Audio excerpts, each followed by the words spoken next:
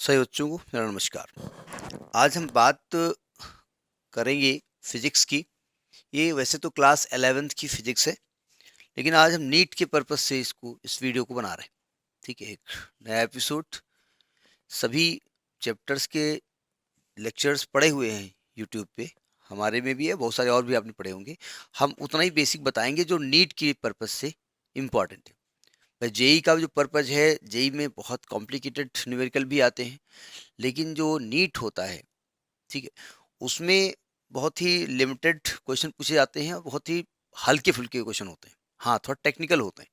तो उस बेस पे हम थ्योरी लेक्चर भी देंगे, और उसके साथ जो नीट के विगत 20-22 सालों में पूछे गए हैं, 30 सालों में, करीब 35 सालों में जितने क्वेश्चन हमारे पास कलेक्शन होंगे, उनके सोल्यूशन भी आपको प्रोवाइड करने की पूरी कोशिश करेंगे। ठीक है, उस परिप्रेक्ष्य में पहला चैप्टर है यूनिट्स एंड मेजरमेंट। देखो, सबसे पहले बात करते हैं यूनिट्स क्या होती है। यूनिट की पहले बात करते हैं मेजरमेंट का मतलब क्या होता है। देखिए, शुरुआती दौर पे हम जो मेजरमेंट करते थे, अगर घर में कोई, गांव में कोई तेल मांगने आया तो चाची क्या करेंगे, ग्लास में भर के दे दिया। ठीक, आटा मांगने आया तो एक कटोरे में भर के दे दिया। लेकिन जैसे जैसे हम गांव से शहर, शहर से इंटरनेशनली हम जुड़ते गए, तो एक ऐसी रिक्वायरमेंट हमारे सामने आई कि भाई हम ऐसा मेजरमेंट बनाए जो इंटरनेशनली एक्सेप्टेड हो, मतलब सब लोग उसको जाने। अगर हम कहें 1 kg, तो हम जाने कि 1 kg क्या होता है। ठीक है, तो उसके लिए भाई यूनिट्स चाहिए, एक एक ऐसी यूनिट चाहिए जो सब लोग वही चीज समझें। तो उसके लिए पेरिस में एक जगह है सेव्र, वहाँ पर international bureau for measurement, France में है। वहाँ पर एक मीटिंग हुई और वहाँ पर डिसाइड हुआ कि ऐसा करते हैं कि जितनी भी क्वांटिटीज़ हैं, फिजिकल क्वांटिटी, तो सबसे पहला हम वर्ड यूज़ करेंगे यहाँ पर फिजिकल क्वांटिटी, कि भाई फिजिकल क्वांटिटी क्या होती है। देखो, फिजिकल क्वांटिटी, फिजिकल क्वांटिटी,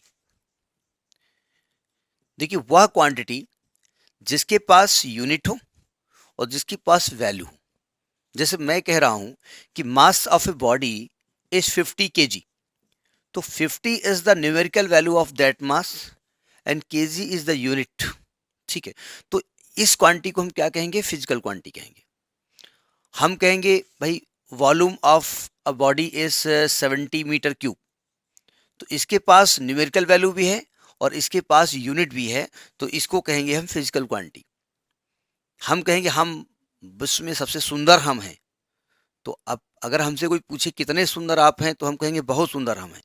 कितने सुंदर हैं नहीं बता सकते, उसकी वैल्यू नहीं दे सकते, सुंदरता का कोई यूनिट नहीं दे सकते। ठीक है, हमारी माँ उसको बहुत प्यार करती है, कितना करती है नहीं मालूम, बहुत करती है, लेकिन हम उसकी एक वैल्यू नहीं दे सकते, उसकी एक यूनिट नहीं दे सकते, तो that is not physical quantity. ठीक है, तो बहुत सारी फिजिकल क्वांटिटी होती है। अब लेंथ भी है, ब्रेथ भी है, हाइट भी है, विड्थ भी है, डेप्थ भी है। तो भाई कहाँ तक कितनी क्वांटिटी को हम याद करें।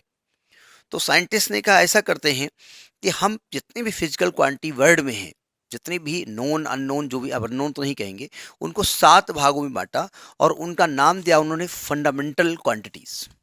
मतलब यही 7 क्वांटिटी में से सब क्वांटिटी हैं और ये आपस में इंडिपेंडेंट होती है। मास का लेंथ से कोई मतलब नहीं है, मास अलग है, लेंथ अलग है, टाइम अलग है, करंट अलग है। ठीक है, तो सबसे पहले आता है फंडामेंटल क्वांटिटीज। फंडामेंटल क्वांटिटीज,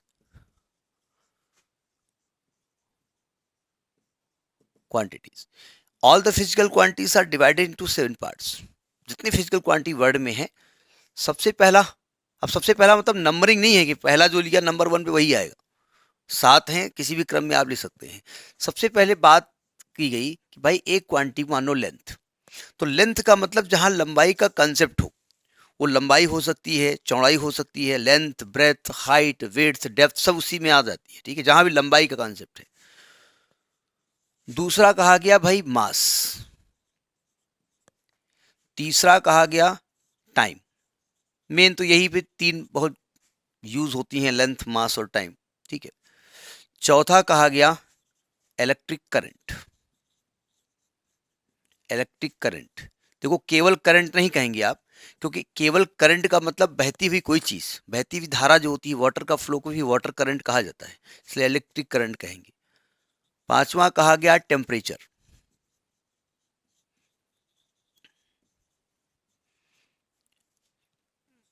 छठा कहा गया क्या बचा, ल्यूमिनस इंटेंसिटी, ल्यूमिनस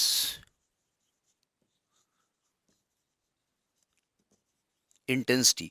और सातवां कहा गया अमाउंट ऑफ सब्सटेंस। शुरुआत में चाहिए थे अमाउंट ऑफ सब्सटेंस, जो हम लोगों ने इंटर वगैरह किया है तब 6 करीब थे, अब एक बाद में जोड़ा गया, ठीक है। तो देज आर फंडामेंटल क्वांटिटीज, ठीक है।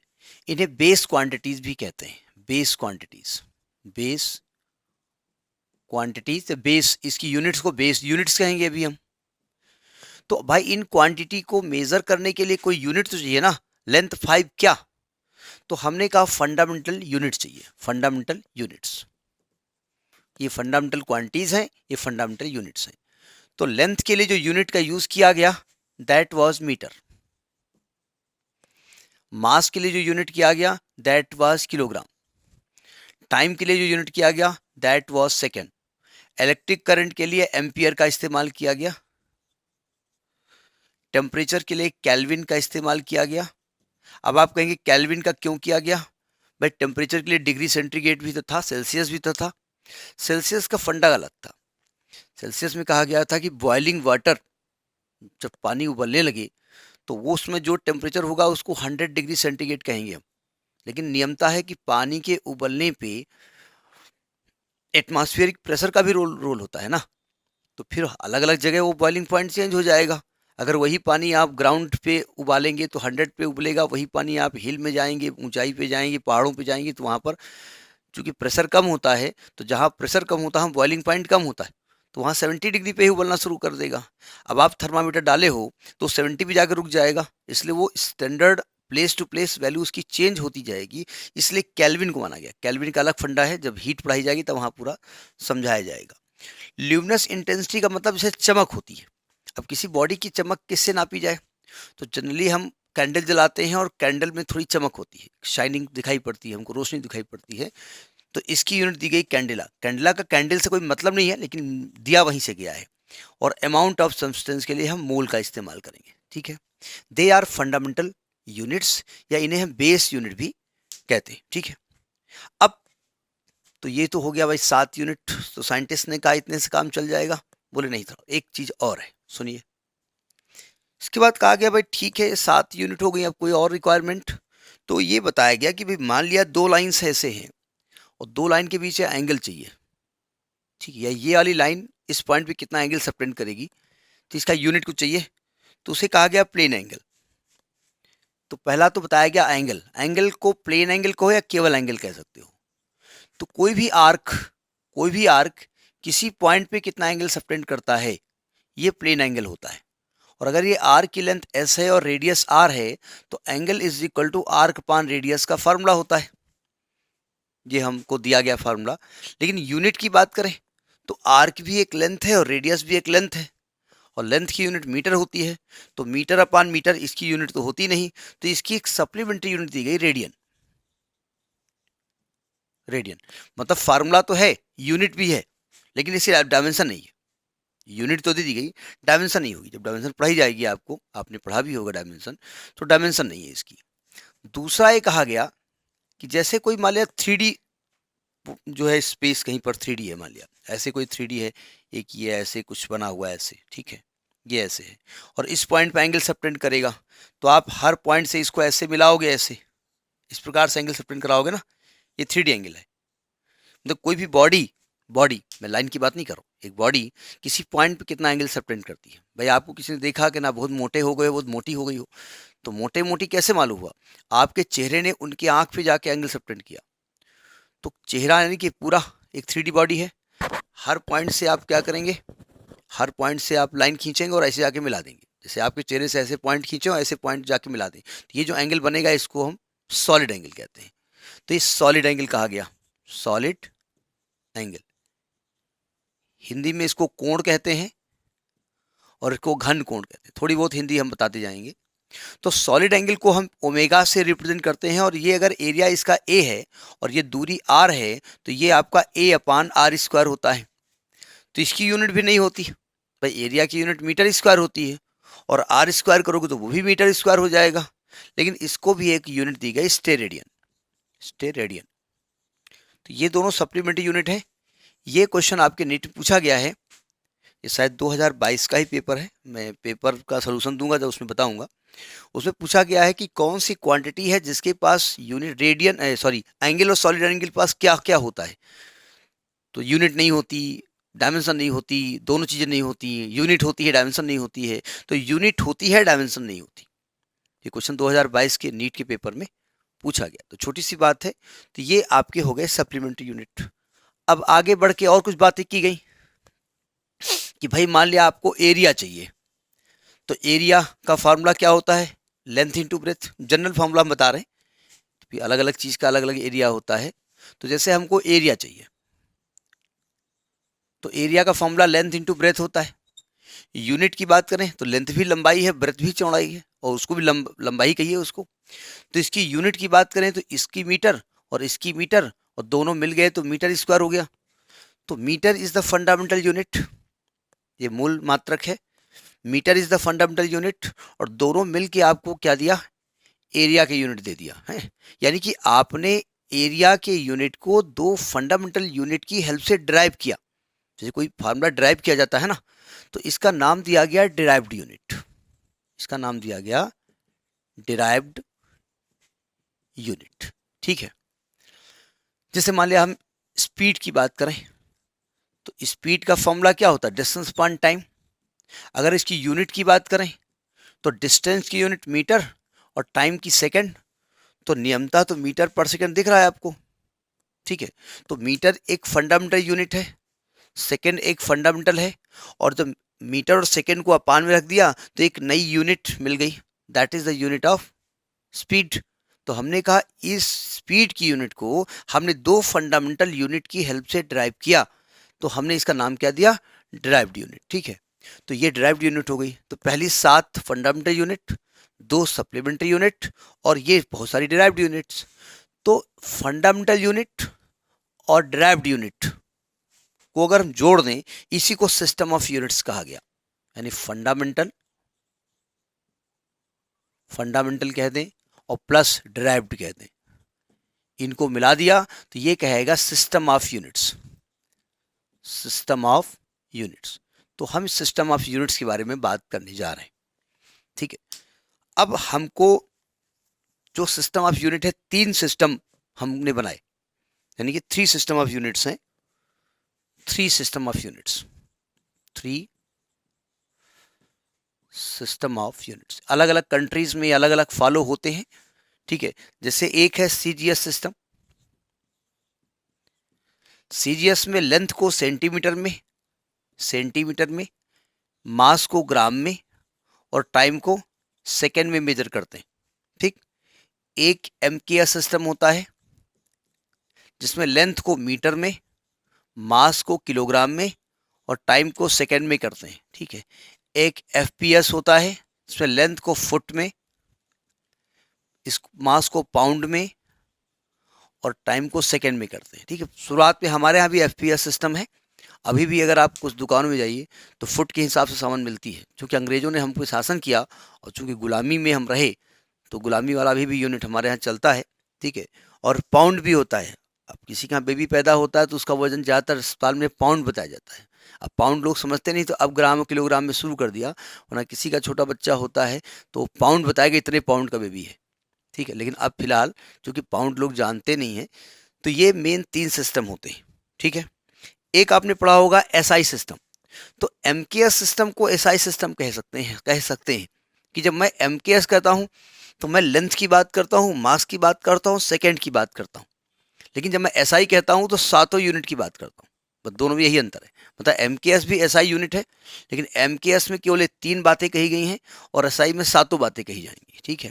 तो जब एसआई सिस्टम की हम बात करेंगे, उसमें सातों जो क्वांटिटीज आपको बताई गई है ना, फंडामेंटल क्वांटिटी 7 और उनके यूनिट्स, वो एसआई सिस्टम कहलाता है। SI system. अगला है एसआई सिस्टम। तो वही एमकेएस ही कहिए, बस वही दो थोड़ा सा अंतर है। इसको जो इसकी इंग्लिश है वो है system, SYSTEME, SYSTEME, international D units. System international D unit, international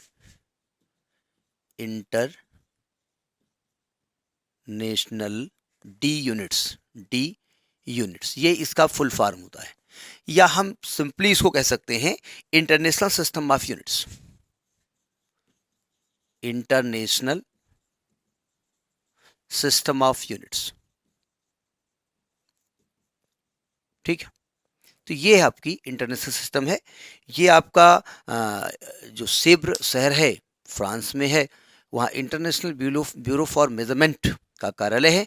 वहीं पर सभी इंटरनेशनली जितने भी साइंटिस्ट होते हैं वहाँ बैठते हैं, सब गुफ्तगू करते हैं, और जो एक राय होती है जो एक्सेप्टेड होती है फॉर ऑल कंट्रीज, वहाँ पर बनाया जाता है। ठीक है, तो ये आपके कॉन्सेप्ट है।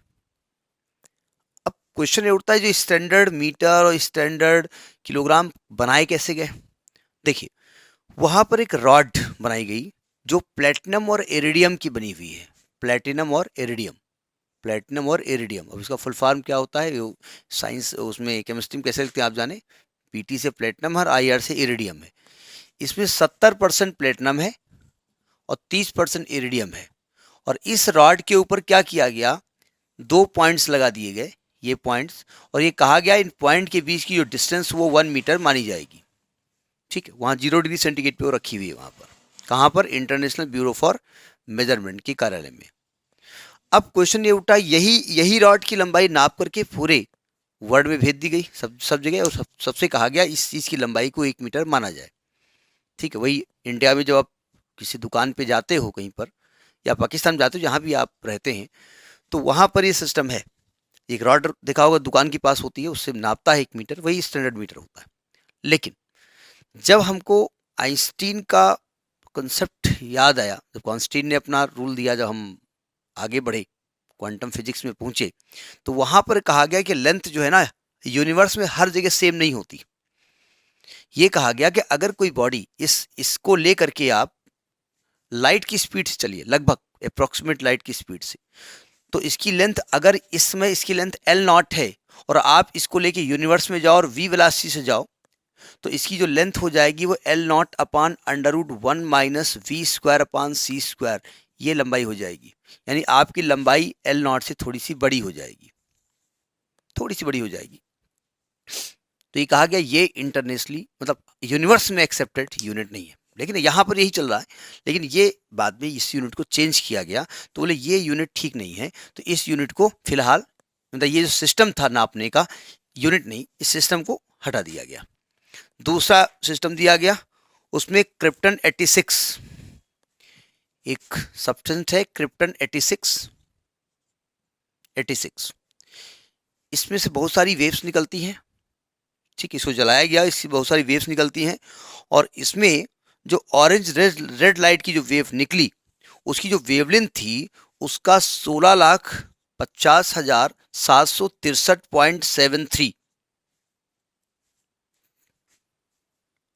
टाइम्स किया गया उसकी वेवलेंथ को। यानी यहाँ से वेवलेंथ निकली जो लाइट, उसकी ऑरेंज रेड लाइट की वेवलेंथ बोले तो वेव के द्वारा एक चक्कर में चली गई डिस्टेंस, इस जो भी ये डिस्टेंस आई उसका 16,50,763.73 टाइम्स किया गया, और वो जो लंबाई थी उसको 1 मीटर माना गया। अब प्रॉब्लम, दुकान पे आप जाओगे कोई चीज़ नापने के लिए, तो पहले ऑरेंज क्रिप्टन वो लाएगा, क्रिप्टन को जलाएगा, उससे ऑरेंज रेड लाइट निकलेगी, वो डिस्टेंस कवर करेगी, उसका 16,50,000 करेंगे, तो उतना नाप के आपको 1 मीटर कपड़ा देंगे।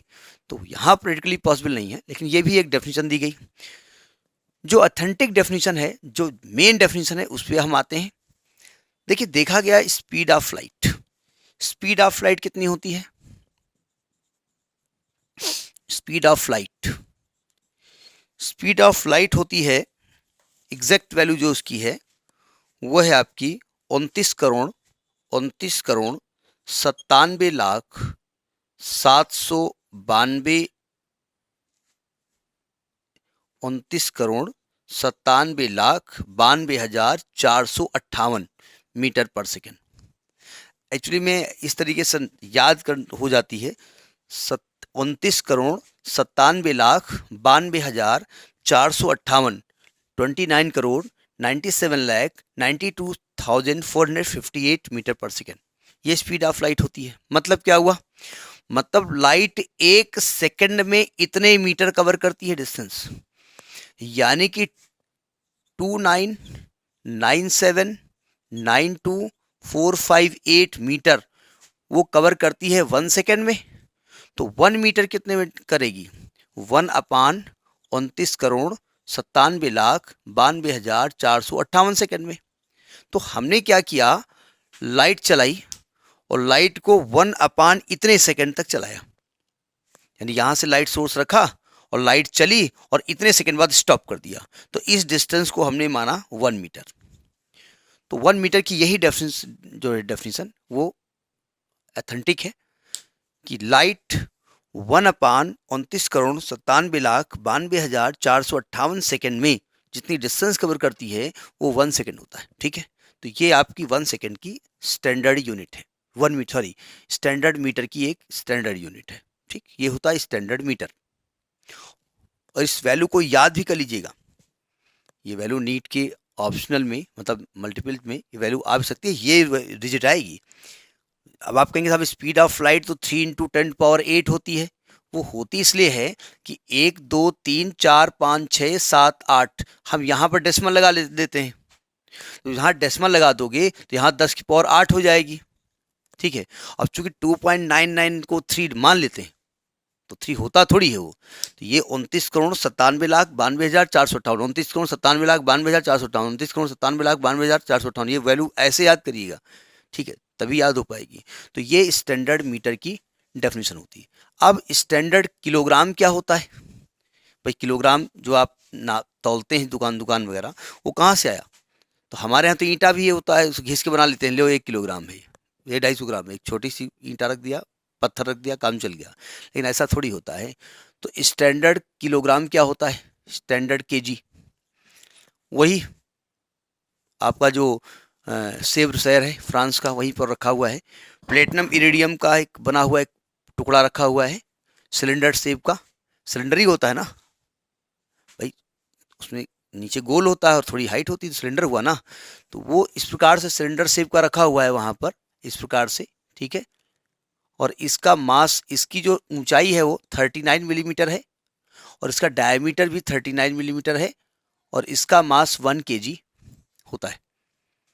ठीक है, यही पर दुकानदार जो आपको देता है वो यही वाला मास है। हमने क्या किया, ये इसका मास ले लिया और इस मास के बराबर बहुत सारे टुकड़े बना लिए, हर एक कंट्री को भेज दिया, कंट्री ने अपने स्टेट को भेज दिया, स्टेट ने अपने डिस्ट्रिक्ट को भेज दिया और डिस्ट्रिक्ट ने क्या किया, वो बना करके सभी दुकानदारों को दे दिया। इसलिए दुकानदार को हर साल जा करके वो जो दुकान अथेंटिक होती है गवर्नमेंट की, वहाँ से उसको वेरीफाई कराना पड़ता है। देखा होगा उस मास के पीछे हर किलोग्राम पीछे एक छेद होता है, उस छेद को पलट के देखोगे तो उसमें एक नंबर लिखा होता है, उसमें रांगा वगैरह डाल के मोहर लगाई जाती है कि इट इज स्टैंडर्ड केजी। ठीक है, तो ये स्टैंडर्ड केजी हो गया। अब टाइम की डेफिनेशन क्या दी गई, जो कि सेकेंड होती है। तो भाई सेकेंड, 1 सेकेंड कितना होता है?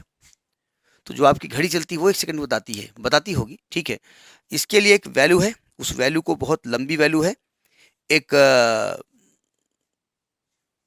सीजियम 133 का एटम है, उसका एटम वाइब्रेट करता रहता है। तो जितने टाइम में वो 9,19,26,31,770 वाइब्रेशंस करता है। वाइब्रेशंस जितने समय में वो 9,19,26,31,770, इस वैल्यू को याद कर लीजिएगा, में कंपन करता है, वाइब्रेट करता है, उस वैल्यू को 1 सेकंड माना गया। ठीक है, तो हमारे इंडिया में भी जो दिल्ली में इंटरनेशनल वो है मेजरमेंट का, वहाँ पर ये घड़ी रखी हुई है और वो हमेशा वाइब्रेट करती रहती है। तो हम अपने टाइम को जो है वहीं से मेजर करते हैं, वहीं से 1 सेकंड हम बताते हैं 1 सेकंड क्या होता है। ठीक है, तो ये स्टैंडर्ड हो गया। इलेक्ट्रिक करंट क्या होती है, इसके बारे में आगे पढ़ेंगे क्या होता है, यहीं तक आप बताएंगे कि ये सिस्टम है। अच्छा, अब हमको प्रॉब्लम ये है कि जब कोई चीज़ नापनी होती है तो नापने के लिए हमको कुछ छोटी दूरियां होती हैं, कुछ बड़ी दूरियां होती हैं।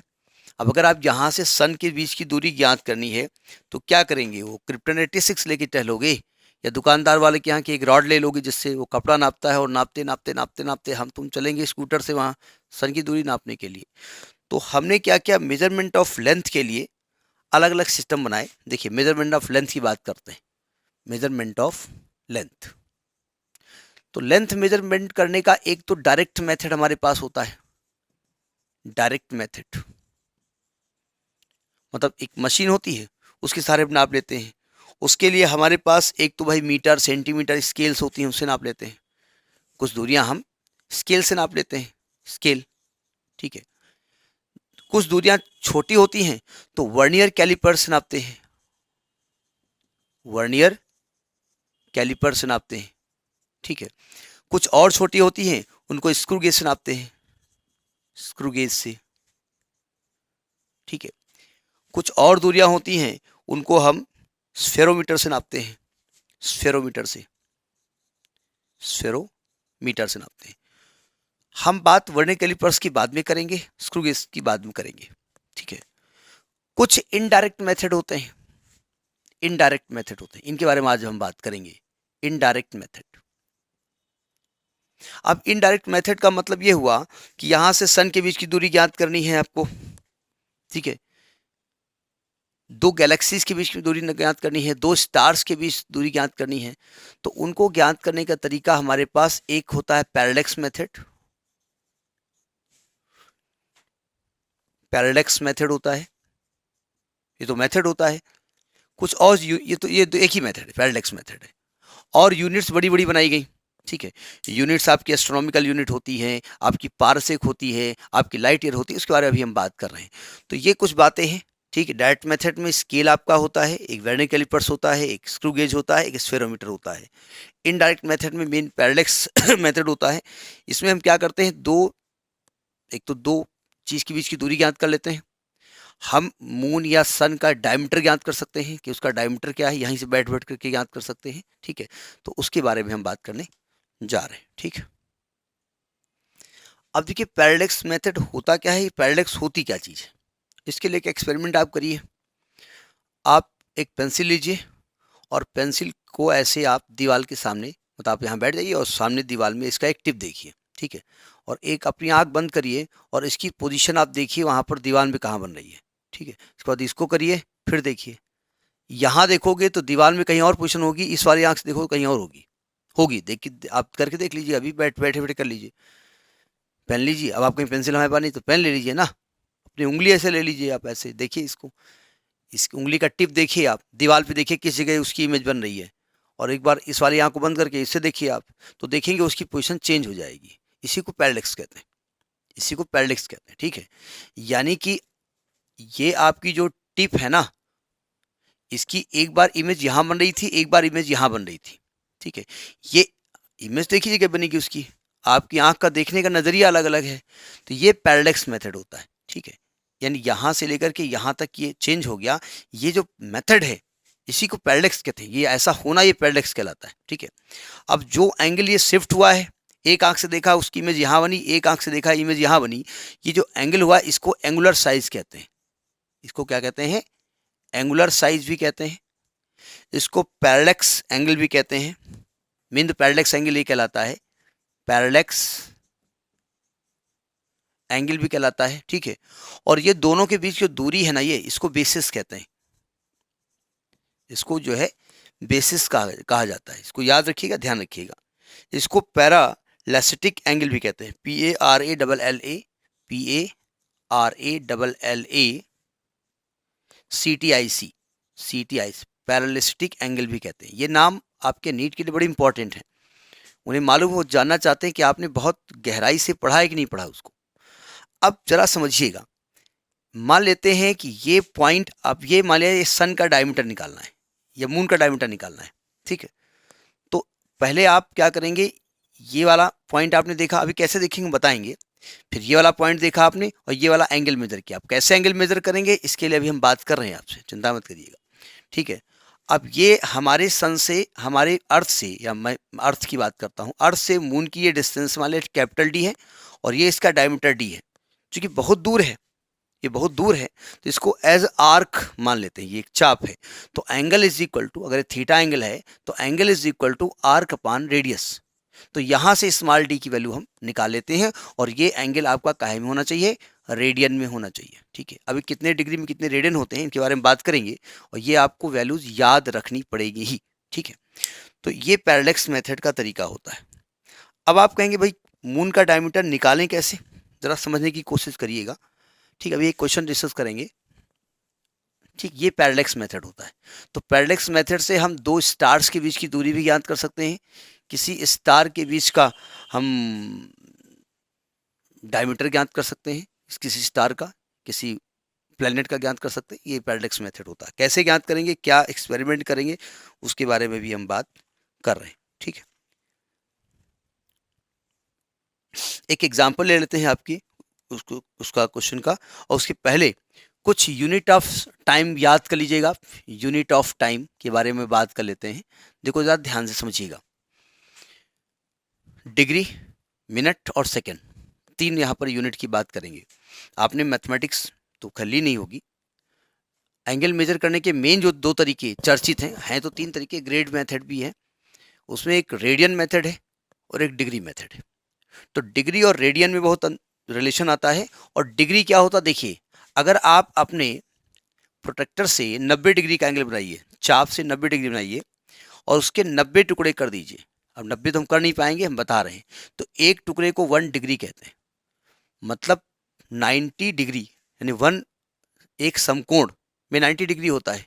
ठीक है, इसके 90 टुकड़े किए तो एक टुकड़ा 1 डिग्री हो गया, यानी एक टुकड़ा ये 1 डिग्री हो गया, इतना बड़ा होता नहीं है। अब इस 1 डिग्री के 60 टुकड़े कर दीजिए तो एक टुकड़ा 1 मिनट कहलाएगा।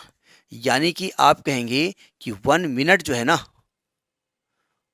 वो एक तरीके से 1 डिग्री जो है वो 60 मिनट होता है, ये मिनट का इंडिकेशन होता है। ठीक है, अब 1 मिनट ले लीजिएगा और 1 मिनट के 60 टुकड़े कर दीजिएगा तो 1 मिनट 60 सेकेंड कहलाता है। तो ये डिग्री, मिनट और सेकेंड का रिलेशन है। ठीक है, अक्सर वैल्यू आती है कि 1 मिनट में कितने होते हैं सेकेंड, तो इन वैल्यूज़ को आप निकालेंगे एग्जामिनेशन में, इतना टाइम तो होता नहीं है, तो इन्हें याद कर लीजिएगा। इसकी टेबल हमारे पास दी हुई है, एंड एनसीईआरटी में आप देखेंगे तो टेबल दी हुई है। तो जैसे कुछ वैल्यूज हम लिख देते हैं 1 मिनट में।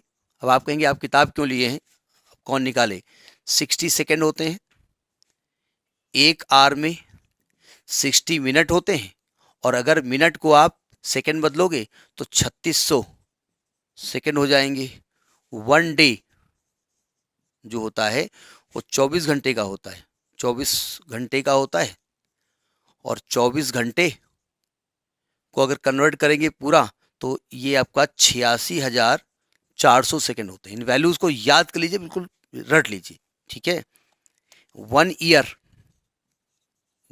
जो है वो 365 सही 1/4 इतने डे होते हैं, और इसको सेकेंड बदलोगे तो आएगा 3.156 इंटू 10⁻7 सेकेंड। तो इन वैल्यूज को याद कर लो। और डिग्री रेडियन बदलना बहुत इंपॉर्टेंट है। ठीक है, तो आपने पढ़ा है कि pi radian is equal to 180 degree होता है। तो इसी से डिग्री और रेडियन में कन्वर्ट करने का तरीका है।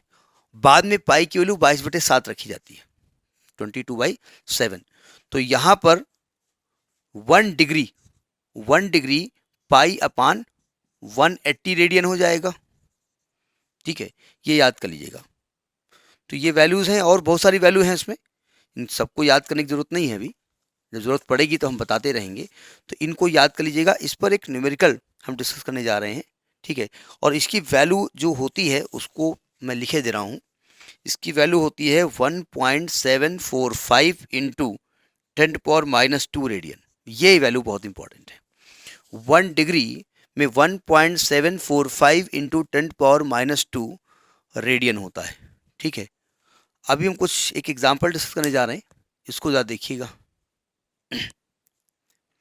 देखिए एग्जाम्पल 2.1, ये आपके एनसीईआरटी का एग्जाम्पल है, किताब में है इसलिए मैं यहाँ लिख नहीं रहा हूँ।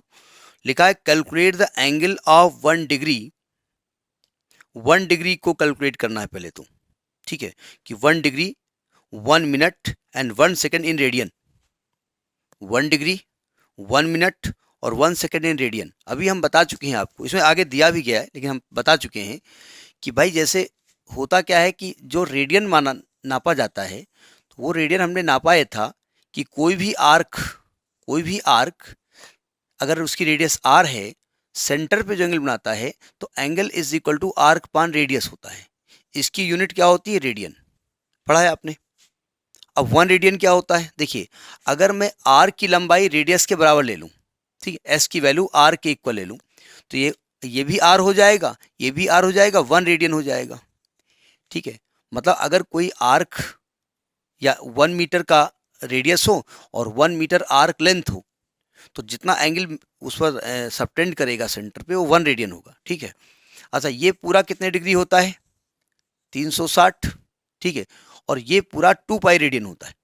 ये 360 होता है, क्यों भाई? अगर पूरे एंगल की हम बात करें तो पूरा आर्क 2 पाई आर हो जाएगा, upon R, are are cut गया तो वैल्यू 2 पाई आएगी ना। तो 360 डिग्री बराबर 2 पाई रेडियन। तो पहला आपसे पार्ट ये कह रहा है कि 1 डिग्री को आप रेडियन में कन्वर्ट करो। तो आप कहेंगे देखो भैया, 360 डिग्री इज इक्वल टू क्या होता है? 2 पाई रेडियन। तो यहां से निकल के आया ना भाई। अगर हम ये पूरा एंगल नापना चाहते हैं तो हम 360 डिग्री होता हम जानते हैं, और पूरे आर की लंबाई क्या होती है? 2 पाई आर। तो अगर आर्क अपन रेडियस करेंगे, 2 पाई आर अपन आर करेंगे तो आर आर कट जाएगा ना, वैल्यू 2 पाई आएगी। और हमने कहा इस फार्मूले से जो भी वैल्यू मिलनी है वो उसकी यूनिट रेडियन आनी है। तो यानी 360 डिग्री क्या हो गया? 2 पाई रेडियन। तो 1 डिग्री कितना हो जाएगा? 2 पाई बटे 360 रेडियन, ठीक। इसको जो हम कैलकुलेट किया हमने, तो ये पाई बटे 180 रेडियन हो जाएगा, ठीक। इसको जब कैलकुलेट किया तो 1.745 इंटू 10⁻² रेडियन, इस वैल्यू को याद कर लीजिएगा। निकालना तो आपने देख ही लिया। एक्चुअली पाई की वैल्यू आप रखेंगे 3.14 और इसको 180 से डिवाइड कर दीजिए।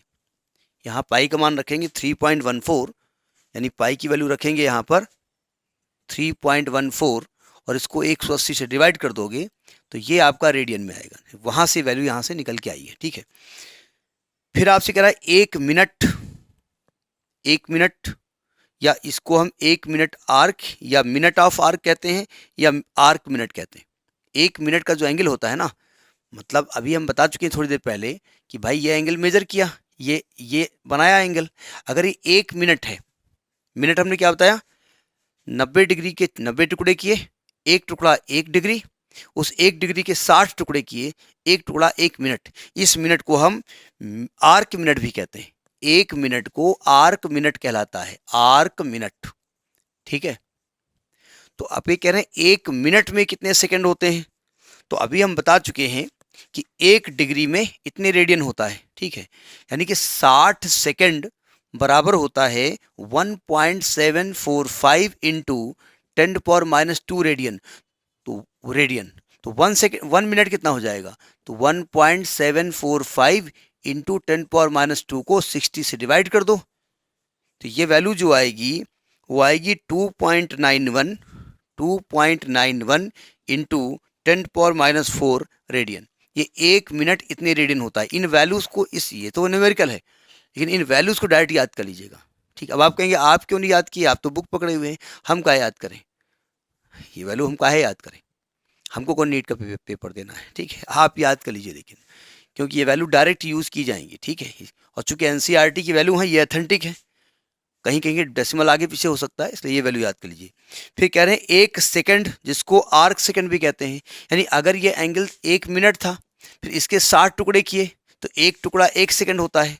तो अभी हमने कहा 1 मिनट इतने रेडियन होता है ना, तो 1 मिनट बोले तो 60 सेकंड बराबर होता है 2.91 इंटू 10⁻⁴ रेडियन। तो अगर 1 सेकेंड कितना होगा? तो 2.91 इंटू 10⁻⁴ रेडियन को आप क्या करेंगे? 60 से डिवाइड कर देंगे, तो ये वैल्यू आएगी आपकी 4.85 इंटू 10⁻�6 रेडियन। अगर इन सभी वैल्यूज की बात करें तो ये वैल्यू बहुत इंपॉर्टेंट है। 1 सेकेंड कितना रेडियन होता है? 4.85 इंटू -6 रेडियन। ठीक है, तो ये आपका क्वेश्चन एनसीईआरटी एग्जाम्पल 2.1 का है। ठीक,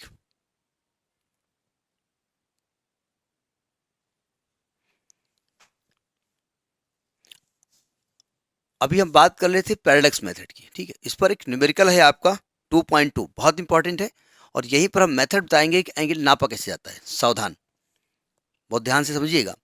लिखा है कि a man wishes to estimate the distance of a nearby star from him.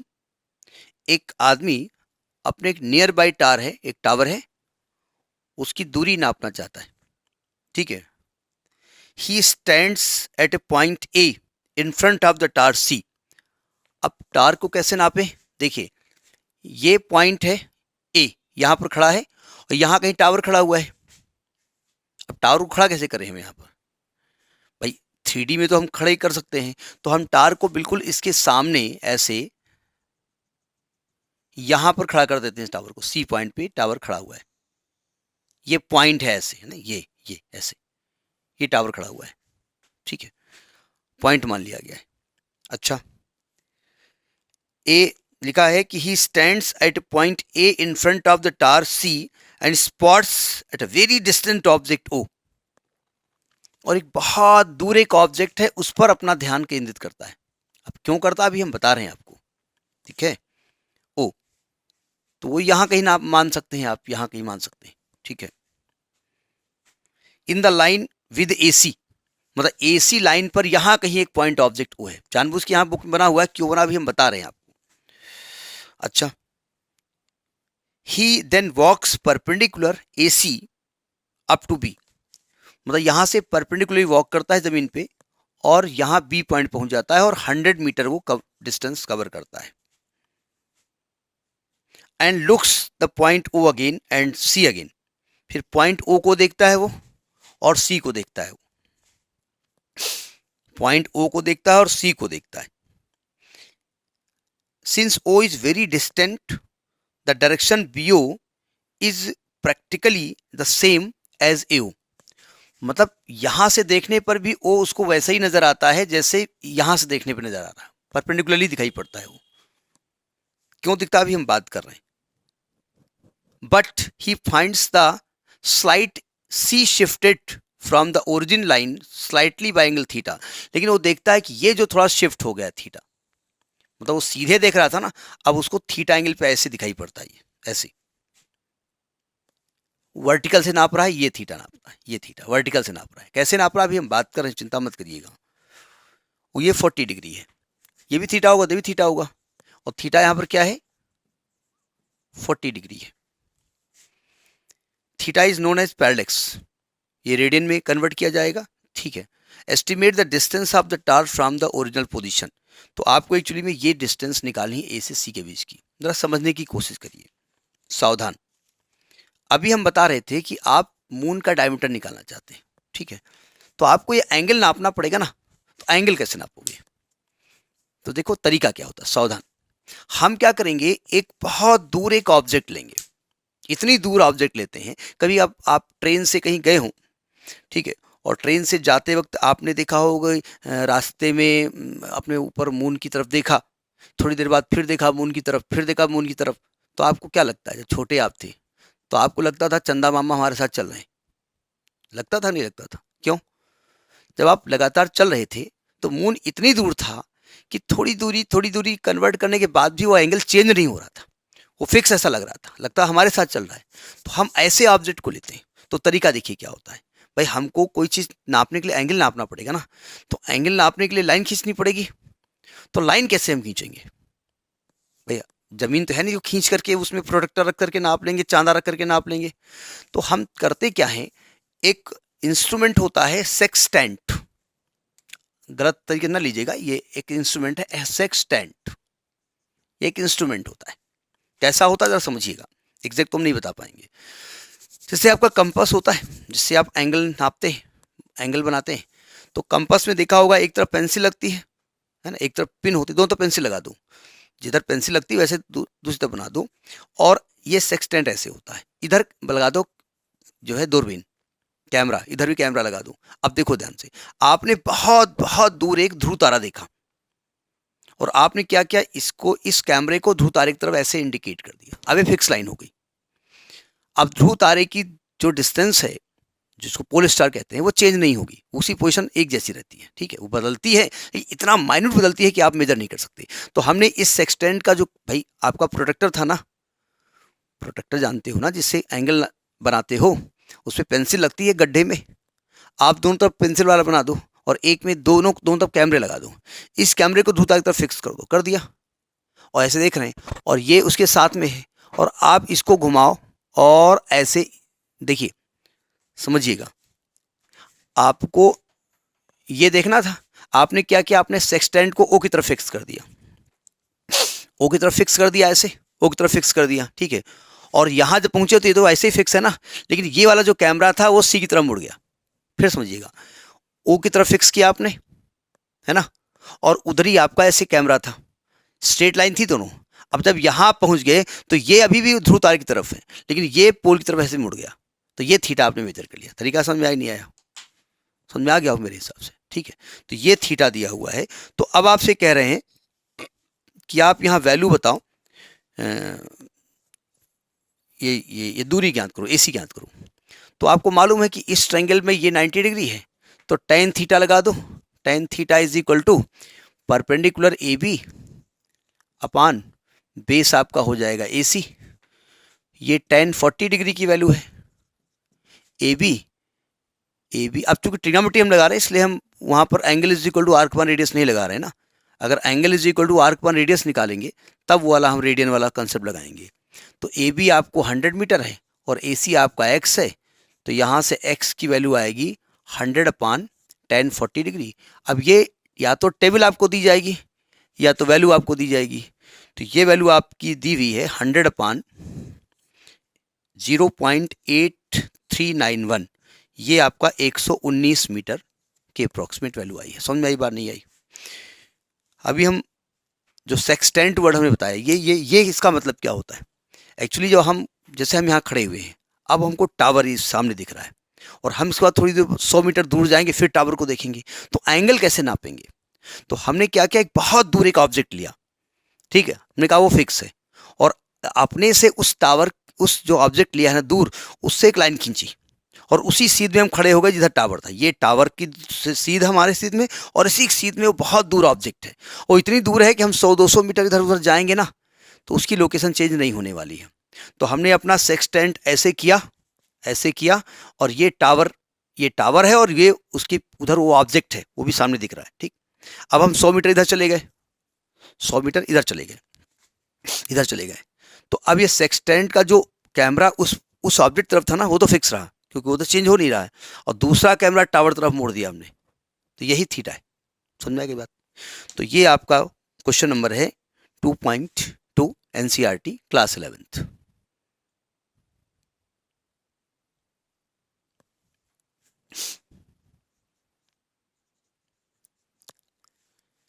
इसका 2.3 क्वेश्चन देखिएगा,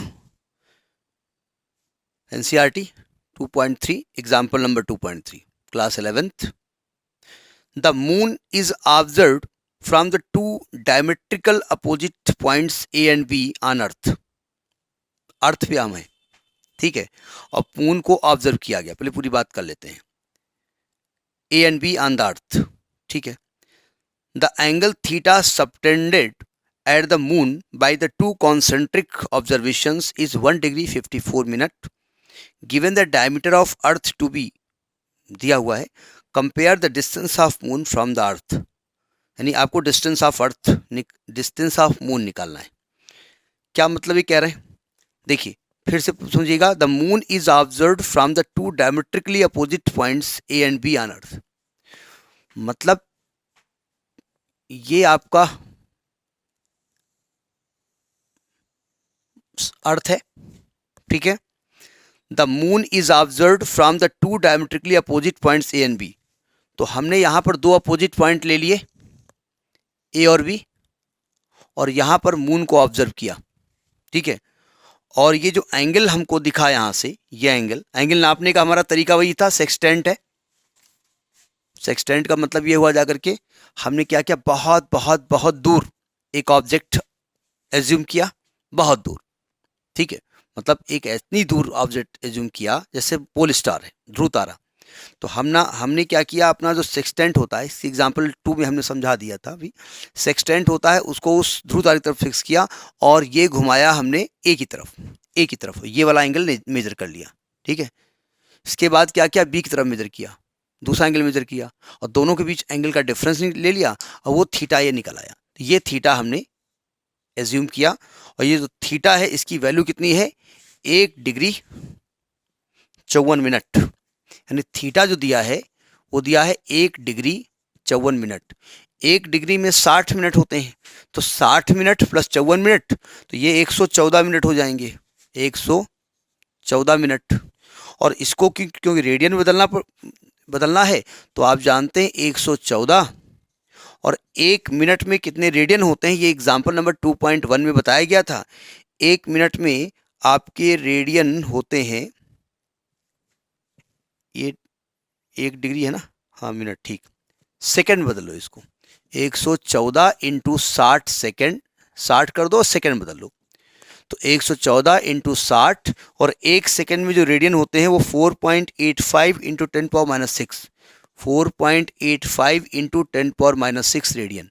ये हमने कहा था वैल्यू याद कर लीजिए, याद मतलब याद कर लीजिएगा। तो ये कुल सेकंड आ गया 3.32 इंटू 10⁻⁻² सेकेंड। तो ये आपका थीटा हो गया, ठीक है। तो आपसे कह रहा है कि distance of the earth from the moon निकालना है। ये डिस्टेंस डी हो गया और ये डायमीटर हो गई मून की, अर्थ की, ठीक है। और अर्थ की जो डायमीटर दी हुई है वो दी है आपकी 1 पॉइंट स्मॉल डी जो दिया गया है वो दिया है 1.276 इंटू 10⁻⁷ मीटर, ठीक है। तो आप जानते हैं चूंकि दूरी बहुत ज़्यादा है तो ये आर्क लिया जाता है, एंगल इज इक्वल टू क्या हो जाएगा, आर्क अपान रेडियस, ये फॉर्मूला हो गया। अब यहाँ से निकाल लो इस वैल्यू, तो जब इसमें यहाँ से हम इसकी क्या निकालना है, कैपिटल डी निकालना है ना, तो कैपिटल डी आएगा स्मॉल डी अपान थीटा, स्मॉल डी कितना है 1.276 इंटू 10⁻⁷ अपान थीटा कितना है 3.32 इंटू 10⁻⁻²। इसको जब हमने कैलकुलेट किया तो 3.84 इंटू 10⁻⁸, 3.84 इंटू 10⁻⁸ मीटर, ये आपका distance of moon from the अर्थ निकल आया। ये तरीका होता है लगाने का, ठीक है। हमने अर्थ के एक किनारे से मून की पोजीशन देखी, दूसरे किनारे से मून की पोजीशन देखी, ये एंगल निकाला और angle is equal to arc upon radius से लगा दिया। तो ये तरीका होता है, ये पैरेलैक्स मेथड कहलाता है, ठीक है। तो दिस इज क्वेश्चन नंबर 2.3।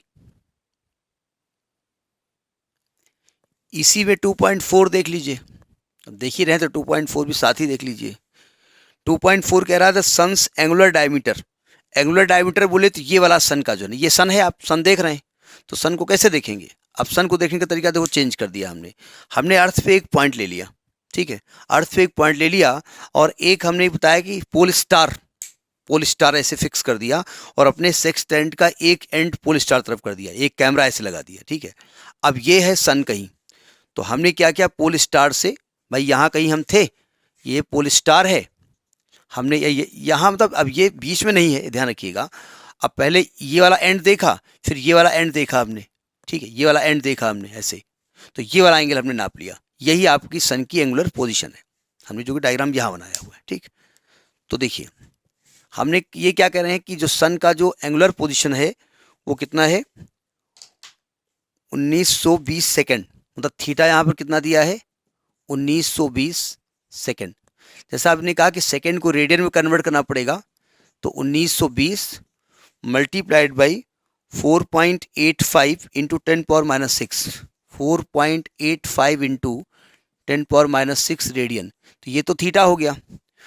और कह रहे हैं the diameter of sun, the distance of sun from the earth से सन के बीच की दूरी कैपिटल डी, ये दी हुई है आपकी 1.496 इंटू 10⁻11 मीटर, ये दिया हुआ है।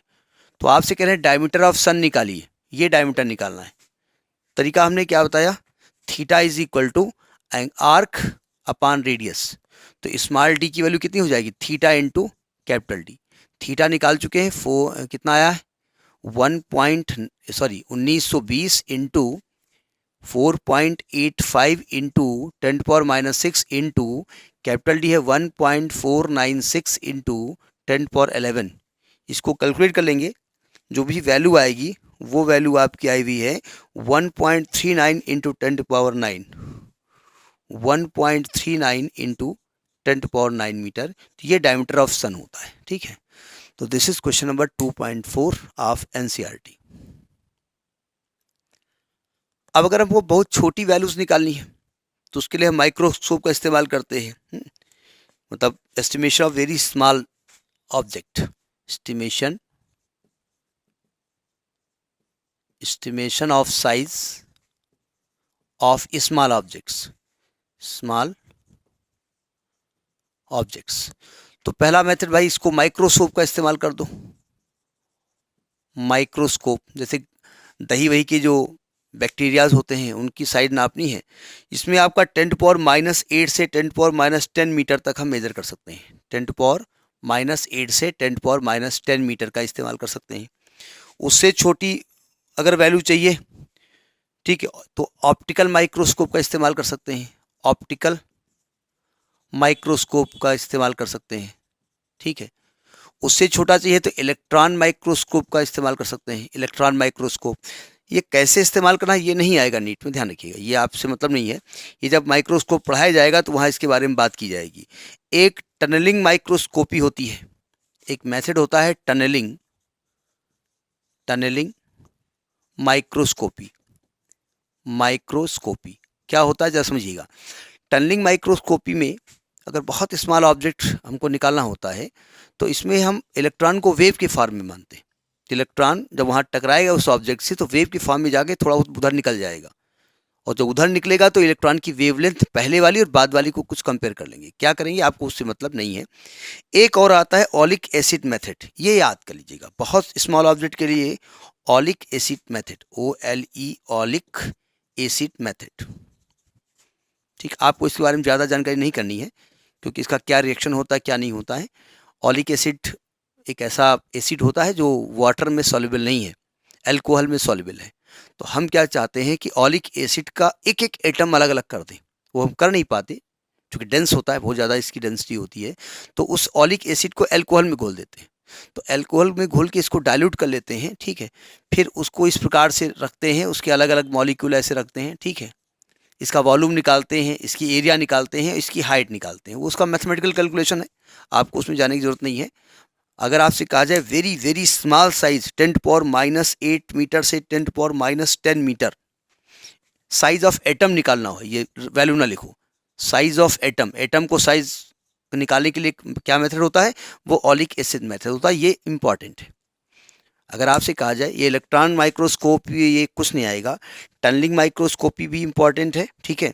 मेन ऑलिक एसिड मेथड, आपसे कहा जाएगा अगर एटम की साइज निकालनी है तो किस मेथड का इस्तेमाल करेंगे, तो आप कहेंगे ऑलिक एसिड मेथड का इस्तेमाल करेंगे, ठीक है। तो ये बहुत इंपॉर्टेंट वर्ड है, ध्यान रखिएगा।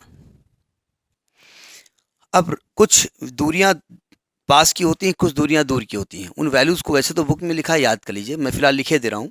जैसे बहुत छोटी दूरी अगर होती है, जो एटॉमिक डिस्टेंस होती है, न्यूक्लियस की डिस्टेंस कह सकते हैं, वो फर्मी होती है। 1 फर्मी, 1F लिखते हैं, ये 10⁻⁻15 मीटर होता है। आप जानते हैं डायमीटर ऑफ जो न्यूक्लियस होता है वो भी 10⁻⁻15 के ऑर्डर का होता है, ठीक है। एक और होती है एंगस्ट्रॉम, पढ़ा होगा आपने, 1 एंगस्ट्रॉम 10⁻⁻10 मीटर होता है। अब अगर लॉन्ग डिस्टेंस, तो अब आपको यहाँ से सन से अर्थ के बीच की दूरी निकालनी है तो क्या करोगे आप भाई, एक मीटर स्केल लेकर के नापोगे, स्क्रू गेज से नापोगे जाकर के। तो उसके लिए एक एस्ट्रोनॉमिकल यूनिट होती है, 1 एस्ट्रोनॉमिकल यूनिट, एस्ट्रोनॉमिकल यूनिट। ये दूरी नापने की एक स्टैंडर्ड यूनिट है, उसको 1 AU लिखा जाता है, यानी कि average distance between sun and earth. Average distance between sun and earth, between sun and earth. Average क्यों माना, आप जानते हैं कि जो अर्थ है वो सन के चारों ओर इलिप्टिकल ऑर्बिट में चक्कर लगाती है, दीर्घवृत्ताकार कक्षा में। तो कभी वो सन के नज़दीक हो जाती है, दूरी घट जाती है, कभी वो दूर हो जाती है। तो हमको उसकी एक एवरेज डिस्टेंस निकालनी पड़ती है और वो होती है 1.496। ये वैल्यू याद कर लीजिएगा, 496 इंटू 10⁻11 मीटर। ये 1 एस्ट्रोनॉमिकल यूनिट होती है। ये दूरी नापने की विधि है, ठीक है। अब हमको और भी दूरी नापनी होती है, तो एवरेज डिस्टेंस सन और अर्थ की है। सन से अर्थ में जो लाइट आती है करीब 500 सेकेंड में आती है, ठीक है। तो वो उससे निकाली गई है, फिलहाल आप याद कर लीजिएगा। एक होती 1 light year, 1 light year. 1 light year क्या होती है? लाइट एक साल में जितनी डिस्टेंस कवर करती है। एक साल कौन सा? 2 कैलेंडर होते हैं, गैलीलियन कैलेंडर नहीं, जिसमें 365 सही 1/4 दिन होते हैं।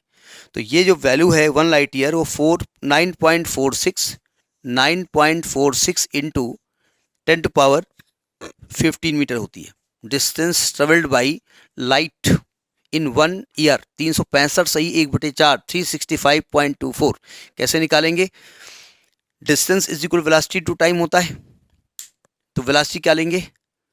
299 वही बताया था थोड़ी देर पहले, वो वेलोसिटी लेंगे और टाइम 365 से 1/4 दिन, उसको सेकेंड में कन्वर्ट करके निकालेंगे तो यही वैल्यू अपने आप निकल आएगी। फिलहाल याद कर लीजिएगा। एक और यूनिट होती है और भी दूरी, मतलब देखिए जब लंबी दूरी नापेंगे तो एस्ट्रोनॉमिकल यूनिट, उससे ज़्यादा दूरी नापेंगे तो लाइट ईयर, उससे ज़्यादा नापेंगे तो parsec. 1 parsec. Parsec, parsec actually में 2 वर्ड से मिलकर बना है। पार्क मतलब पैरेलैक्स, पैरेलैक्स मेथड जो होता है, और सेक मतलब होता है आर्क सेकेंड, आर्क सेकेंड। इसका मतलब मैं बता देता हूं। वैल्यू तो फिलहाल याद कर लीजिएगा, 3.08 इंटू 10⁻16 मीटर। ये होता क्या है समझिएगा, सावधान। देखो ये है सन, ये है सन, ठीक है, और ये है अर्थ, ये है अर्थ।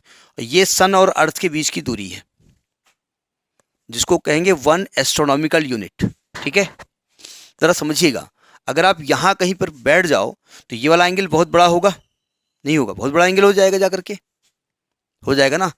अब आप और दूर चले जाओ तो ये एंगल छोटा होता जाएगा, ठीक है। इतनी दूर चले जाओ कि ये एंगल जो है ना वो 1 सेकेंड हो जाए, 1 सेकेंड। इसको आर्क सेकेंड कहते हैं। 90 डिग्री के 90 टुकड़े, 1 डिग्री, 1 डिग्री के 60 टुकड़े, 1 मिनट, 1 मिनट के 60 टुकड़े, 1 सेकेंड, उसको आर्क सेकेंड कहते हैं। तो जब ये 1 सेकेंड जो ये करे तो इसी को 1 पारसेक कहते हैं। ये जो दूरी होती है 1 पारसेक होती है, बहुत बड़ी दूरी होती है। वो 3.08 इंटू 10⁻16 मीटर होती है, ठीक है। अब कुछ और हैं बहुत स्मॉल, अगर अच्छा मास की बात करते हैं, ये तो समझ में आ गई होगी बात, ठीक है। इतने हैं, थोड़ा बहुत और बुक में देख लेना। उसी प्रकार से मास का भी एक रेंज है, ठीक है। तो मास को नापने के लिए हम एक टेबल आपको प्रोवाइड कर देंगे, एनसीईआरटी में लिखा हुआ है, ठीक है, कि जो इसमें लेंथ का भी दिया हुआ है साइज, कि प्रोटॉन का साइज क्या है, डिस्टेंस ऑफ गैलेक्सी का साइज क्या है, ठीक है, और मीटर में distance of boundary of observable universe का साइज क्या है, इसमें सन का मास क्या है, इलेक्ट्रॉन का मास क्या है, प्रोटॉन का मास क्या है, जो हमारी मिल्की वे गैलेक्सी है उसका साइज़ क्या है, ये दिया है। तो ये 2 टेबल हम फिलहाल आपके उसमें डाल देंगे, शेयर कर देंगे, ठीक है।